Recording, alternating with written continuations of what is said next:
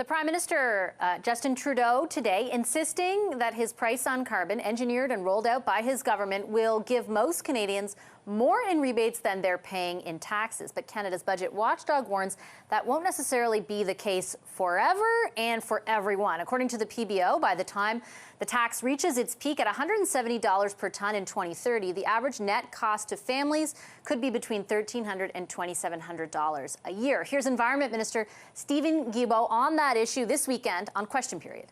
So if you do the average of, yeah, it's true, it's going to cost more money to people, but the people who are paying are the richest among us, which is exactly how the system was designed, so that the rich pay more for their carbon consumption and their carbon pollution, and that we're supporting through the transition middle-class Canadians and low-income Canadians, and that's exactly what we're doing.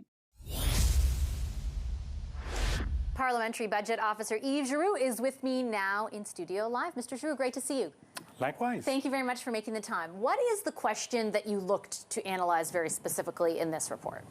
Two questions. So we looked at whether households on average and by quintile, so by segment of 1/5 of the household by income, whether they would pay more in carbon taxes than they would receive in federal rebates for the carbon tax. So we looked at that by province and by income quintile, just the money in, the money out.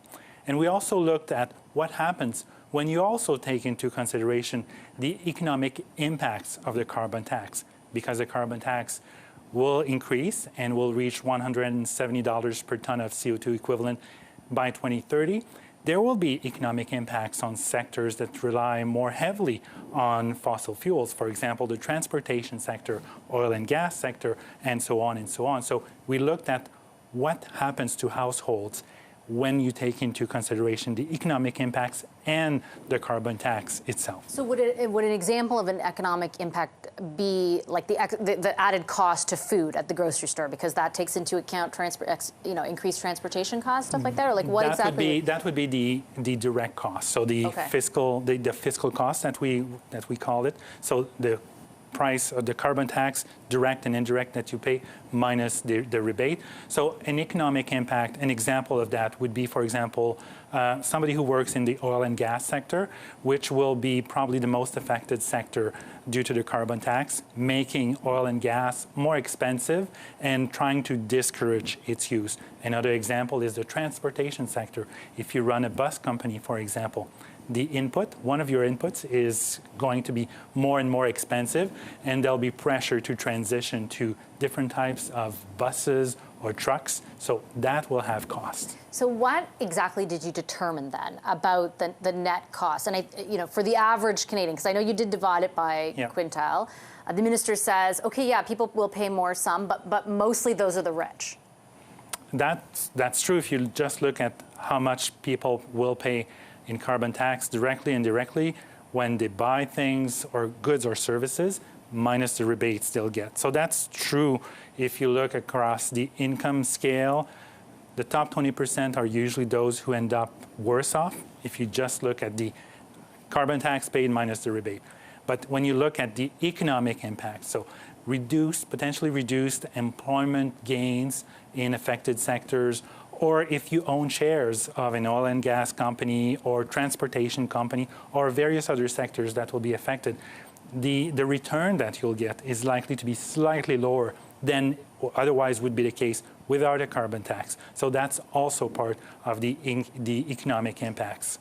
So from what you analyze, I mean, this is the political question is, are we better? Are we worse off, or are we covered? Are we kind of neutral, right? What is your answer to that question? My answer to that is that we are likely to be worse off collectively because of the carbon tax and its economic impacts. However, that does not take into consideration the potential benefits of fighting climate change or technological breakthroughs as a result of investing heavily or spending or trying to get out of the fossil fuel sector as much as possible. It's quite possible that there will be fantastic technological breakthroughs that will make it much easier to make do without fossil fuels or use fewer fossil fuels. But between now and 2030, it's very difficult to quantify that, and it's 2030 is almost tomorrow in terms of technological changes and their implementation. Yeah, I was going to ask you because your analysis doesn't take into account, for example, the economic impacts of climate change, which are very real as well when we think of the fires and the once in a 100-year storms we're covering every year. Why isn't that a part of the analysis? Because it's quite difficult to determine the economic impact of climate change itself, because it's happening gradually over a number of years. So we've tried to assess the economic impact of climate change, but between now and 2100, so over almost 75 years, because it takes time for these impacts to be felt, and there's always a level of uncertainty as to whether something is due to climate change or is it just a natural weather-related event that just doesn't happen very often. So there is a lot of uncertainty when trying to estimate the cost and the impacts of climate change on the economy. Do you think, though, based on like a cursory awareness of, like, for example, those really big fires or really big floods or whatever, that would mitigate some of the impact as you've assessed it so far? Like, just on I know that you don't have every number, but what does your gut tell you? Well, for a country like Canada, the impacts of climate change are not likely to be as dire as other countries that will suffer from desertification, for example. Canada will have shorter skiing season, but longer growing season. So that's one aspect. But we could also suffer from much more frequent catastrophic climatic event. So it's difficult to determine exactly what will be the net impact each and every single year, especially between now and 2030. It's very difficult to have, in such a short period of time, have an impact of climate change. The attacks, it's much easier. I shouldn't say much easier. It's a little bit easier to model the impact of attacks on the economy. I have run out of time, but I did want to ask you just one question, if you don't mind, on the budget. Nobody knows the government's numbers better and fiscal positioning better than you. The government said that they were exercising fiscal restraint and fiscal responsibility in this budget. Do you agree with that assessment? Well, in this budget alone, there has been between $60 and $70 billion in new spending measures. It's been offset by additional taxes, new taxes, but on a gross basis, between $60 and $70 billion over 5 years. So it's not fiscal restraint, in my opinion, when you introduce that many new measures. Okay, Mr. Giroux, I'm going to leave it there. I appreciate your time, as always. Thank you.